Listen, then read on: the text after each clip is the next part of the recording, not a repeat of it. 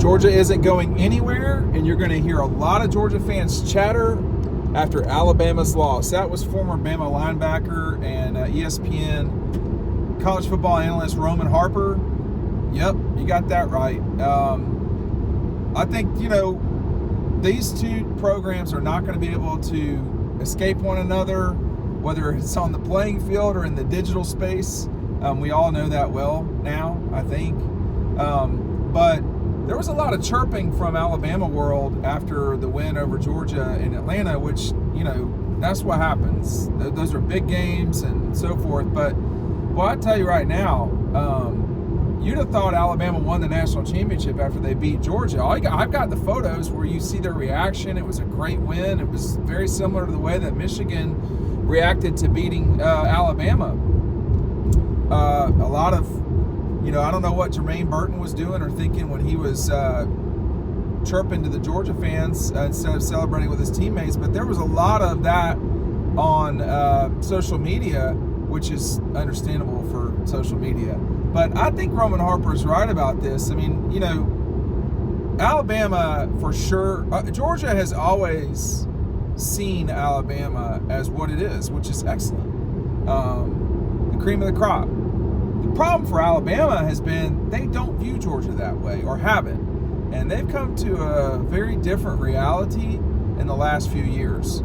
And Georgia's championships over the last 3 seasons have really, they haven't stopped Alabama fans from doing what they do, which is, chirp.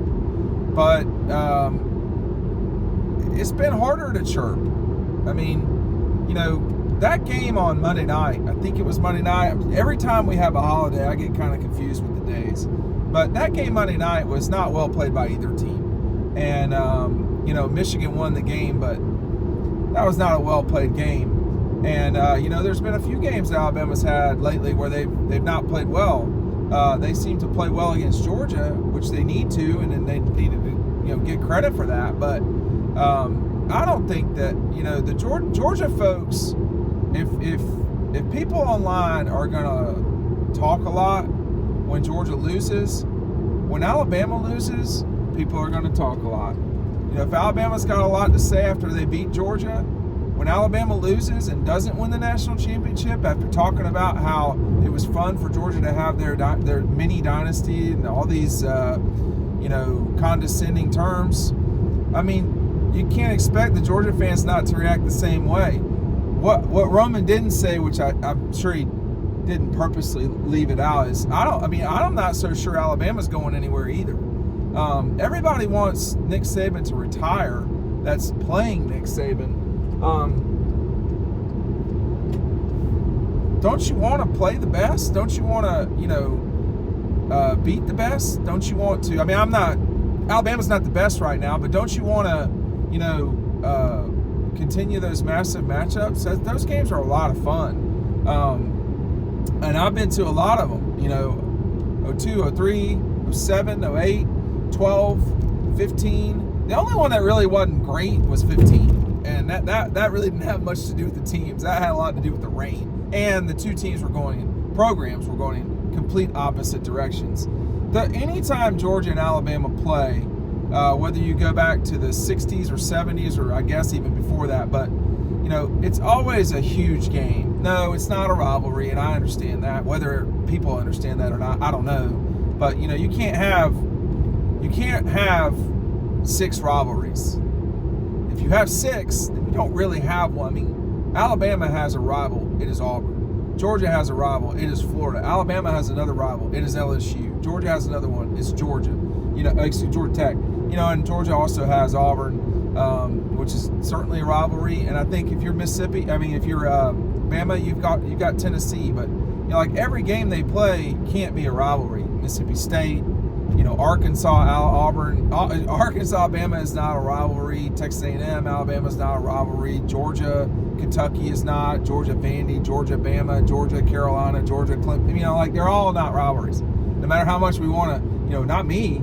Every game can't be a rivalry, or they're all rivalries, and then they're nothing. So, but every time Georgia and Bama play, they're huge games. Period. I remember in 90, Alabama going to Athens, I should say. And neither team was good, okay? But it was a really tight game, and Georgia won it. I don't remember all the details. There was an interception at the end of the game. But, you know, what makes, if you want to call it a special game, I'd agree with that for sure. Because what makes it a special game is the two programs forever in this league, they're the top two programs. They've won more conference championships. They've won more legitimate national championships than anybody else. They've just been better through the years. And it's rare that they play. Now, they used to play more often, and they should play more often. But it's not, you don't get this game every single year. And unfortunately, you might not be getting a lot of games every single year. I don't know what the future of Georgia-Auburn is. I think it will be that they play every game, but every year. But you know, I don't know. That's such a complicated. That's beyond a lot of people's pay grade. Maybe beyond everybody except Greg Sankey and, you know, the chair of Disney. I mean, like, is the SEC really going to go to 9 games? Which I don't think they will right now. I don't think so anymore because the money's not there. So would the SEC just go to 9 games? I don't think they will. But you know, I think you will see a way to work out that, you know, Alabama plays. I mean, they're always going to play Auburn. The question is, who would their number 2 be? Georgia always would play the Gators. The question would be, who would their number 2 be? It would be Auburn. Auburn's number 2 would be Georgia. I don't know who Alabama's number 2 would be. I mean, for me, it would be Tennessee, but people aren't going to want to get rid of LSU, Alabama. That game, they're not going to want to get rid of that. But I think not getting off on that detail, look, these two aren't going to avoid each other. And all this, you know, the results in Atlanta notwithstanding, the results everywhere else speak for themselves. Georgia's been better than Bama. They've won 2-3 championships in the last 3 years. Alabama's won 0. Alabama's won twice against Georgia. Georgia's only beaten them once. But you know, that's the worry for Alabama, I think, and that without saying it out loud, I think for them at least, I think the worry for Alabama is, you know, we've not won the national championship in 3 years. We've not won it since that really good team in 2020.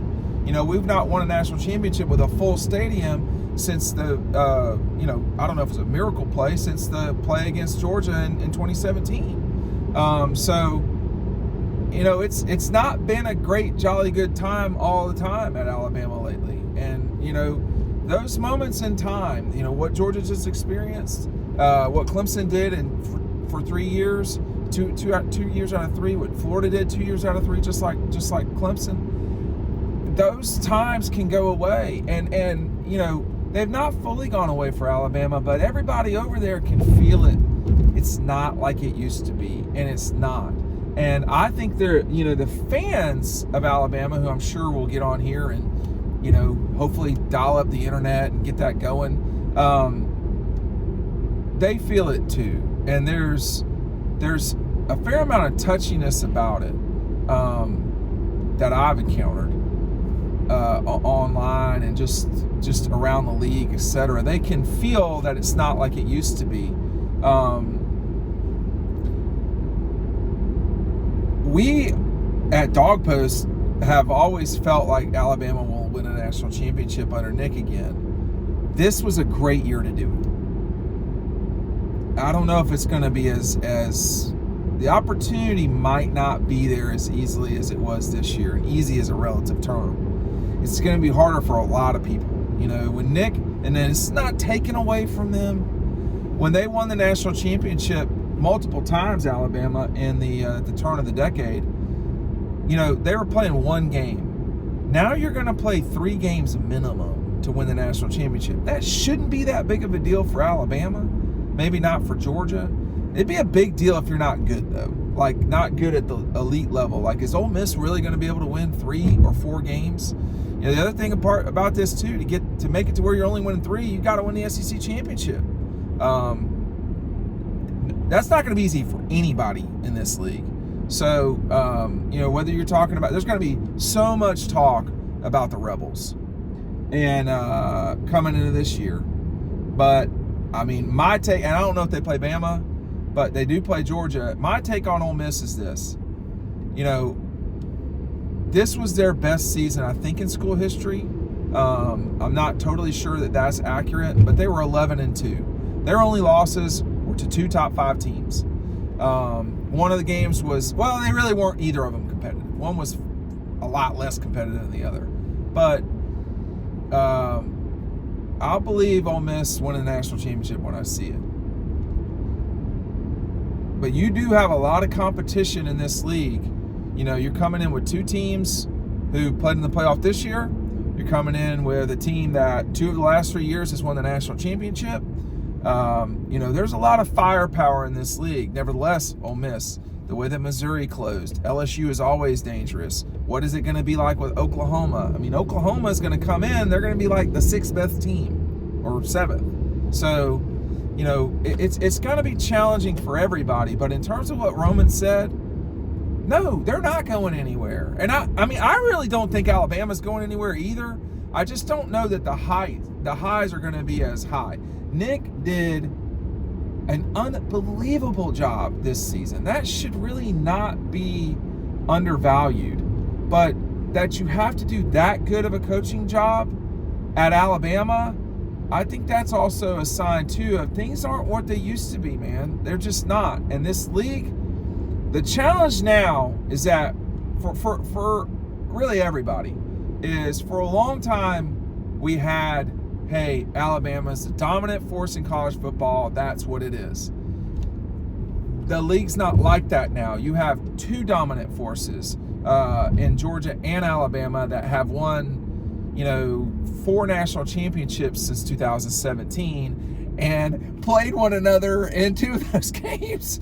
So, I mean, it's not exactly the same as Michigan and Ohio State, because Michigan and Ohio State are not as good as Georgia and Bama have been. They're just not. But I think Roman's right on both those things. As far as the fans chirping, I mean, he's probably catching some bullets. But when you're on ESPN and you're an Alabama player, like, that's like catnip for Georgia people. They're going to be all over that. So it's just what it is. But hey, I think we will pick in the summer. I usually just pick the teams for who's going to win. I will probably pick Bama and Georgia to get to the SEC championship. I'm not sure that that's who will wind up there, though.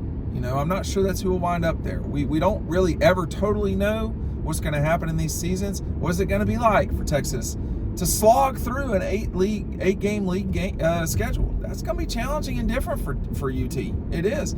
Is Tennessee going to come back? What about LSU? What about, the Rebels? What about, there's just a lot of legitimate teams. I think there's 5 teams coming into the league next year that are going to be top 10. Ole Miss, Mizzou, Texas, Bama, and I'm leaving somebody out. I